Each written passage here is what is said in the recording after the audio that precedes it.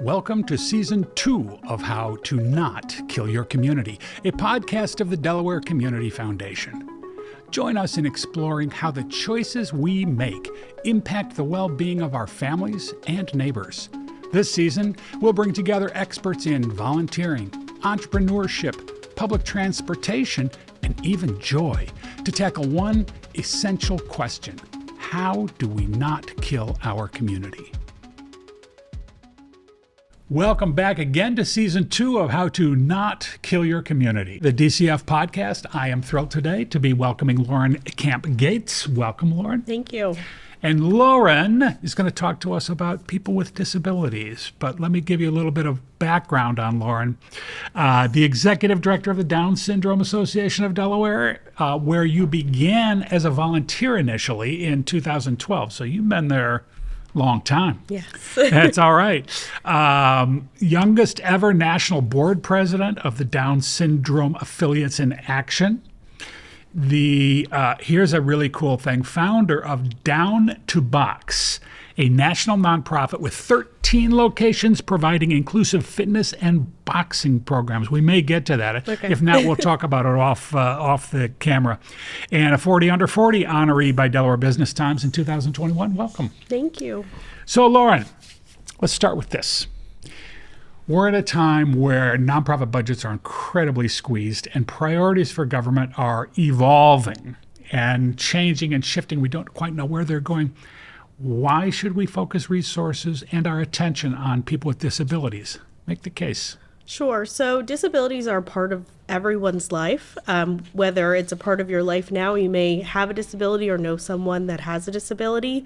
You will likely experience disability within your lifetime. So I think that's something to think about when you're prioritizing how people with disabilities should be funded and the needs that they may have. We're really lucky that we follow suit of a lot of national organizations that help us set priorities for people with Down syndrome and other disabilities. And we work really hard to not only educate our parents of children with Down syndrome, but the adults with Down syndrome themselves about how to be effective advocates for their needs. So we go 3 times a year to Washington, D.C. and bring adults with Down syndrome and let them speak directly about what their lives are like and what is impacting them firsthand. And that has been the most impactful, to let them share their stories and explain what needs they have instead of other people speaking for them. So we really prioritize that. Do you find when you're in the world, walking around, talking to people, here's what I do, how much do people say, don't really know much about it, doesn't seem like an issue for me? And how do you respond? More often than not, we hear, oh, I had a neighbor growing up with Down syndrome, or my mom used to be a teacher and I would go into her class and she had kids with Down syndrome in her classroom. So more often than not, I hear some sort of connection, and it's typically a fond, positive memory that they have. So that's really cool to hear from people that they do have some sort of experience, but we also get calls from parents that have a Down syndrome diagnosis for their child and they have never met anyone with Down syndrome and have no idea what it is. So we come in before they start Google searching. That's always my goal. you hope. Yes. So they can get real time. Oh, that's interesting. So you've been involved with this work for quite a while. 14 years ago, you began as a volunteer at the Down Syndrome Association. During this season, we're also talking with Kevin Gilmore of Habitat for Humanity in Sussex about volunteer programs and the number of fewer volunteers they've got, and I think they're a real gold standard for working with volunteers. What would you say to somebody who's thinking about volunteering in your field or in any field? Sure. So we don't require any experience, which I think is a lot of people's barrier to entry, is they assume they need to have experience working with people with Down syndrome. We just need an open mind and we train them. So we utilize over 300 volunteers a year for the Down Syndrome Association of Delaware. And kind of the heart and soul of our volunteering program is a camp we offer for kids with Down syndrome. And we utilize teenagers. So those teenagers, some of them start with us at 14 and help all throughout college. And they go on to become OTs, physical therapists, special education teachers because of their experience at camp. So it's been really, really fun to see that outcome and to see a lot of them never having interacted with someone with a disability to then decide that they want their field and profession to be related to that. So it's been a great experience, and I started as a volunteer myself. A lot of our staff started as volunteers. What better way to find great staff than people that are volunteering and have a passion for the organization? So we definitely have experience post 2020. Not a shortcoming of volunteers, but a bigger push for volunteers and kind of more convincing that volunteering would be a good idea. But once we are able to get them there and for them to see what a great experience it is, we have great volunteer retention, but it's that initial please come and help that is a little bit harder for us to secure. Is this typically for teenagers to come help? Yes. Though, sometimes it's the parents signing them up. Sometimes it's them taking the initiative to help. And you do that by going to the schools, or you do that by... We advertise within the schools, and they share the information about camp. And I'm helping with Youth Philanthropy Board this year, so I've met some great high schoolers from that program as well. But yes, we meet them in all different ways. We're at a lot of the volunteering fairs within the districts too. Okay, that's cool. As you may know, the DCF is celebrating our 40th anniversary this year. Our youth philanthropy boards themselves, that you mentioned, are not quite that old, but they do go back to 1999. And these are the giving circles run by students in each county that make grant recommendations in areas they think really need help, and then they make awards to organizations across the state. You are a former DCF YPB member. Can you talk a little bit about that experience and how it's impacted your work? It's been great. So I've been helping Yolanda with the Newcastle County Board. And it's been really cool to see what their interests are and what priorities high schoolers in Delaware think are most important, because from what I've observed, it's a little different than what maybe the adults in Delaware are prioritizing. So it's been a really cool process. I mean, a lot of adults themselves do not understand what a nonprofit is. Right. So the fact that these high schoolers are learning what does it mean to have 501c3 status, what is a board of directors, I was saying to them, you are leaps and bounds ahead of what some adults think a nonprofit is in their 40s or 50s. I mean, when I say that I work for a nonprofit, there's a lot of misconception about what that even means. Right. So it's been really cool to be able to, from the beginning, outline for them what that truly means, so that maybe they'll go on to one day serve as a board member for a nonprofit or volunteer with a nonprofit because of their experience. And your interest in the Down syndrome work, did that precede your work with Youth Philanthropy Board, or did that come as part of it? That is a good question. So I think I was on Youth Philanthropy Board junior and senior year. So I was already doing work with the Down Syndrome Association of Delaware. So I think it really coincided. You always had an instinct for being engaged. Is that something you grew up with? Like, you got to get involved? Yeah, I guess so. My dad is a workaholic. I would say I am too. So I definitely got my work ethic from him. But my mom was a guidance counselor, and she worked within the schools. So I think there was always that mentality of giving back. And I actually started working with the Down Syndrome Association because one of my past teachers had a daughter with Down syndrome. And she was helping with the Down Syndrome Association and said, hey, why don't you come and help at some of the events that we're running? So that's how it got started.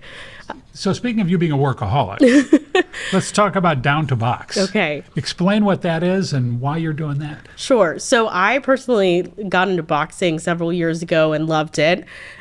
Great workout, good for someone who's a workaholic, right? Take out some aggression. I really saw this need for consistent exercise programs for adults with Down syndrome. There's some great programs that focus on sports for people with disabilities, but there's not a true focus on getting your heart rate up and really exerting yourself. And I always share the story of one of our first Down to Box classes. We launched it in Delaware.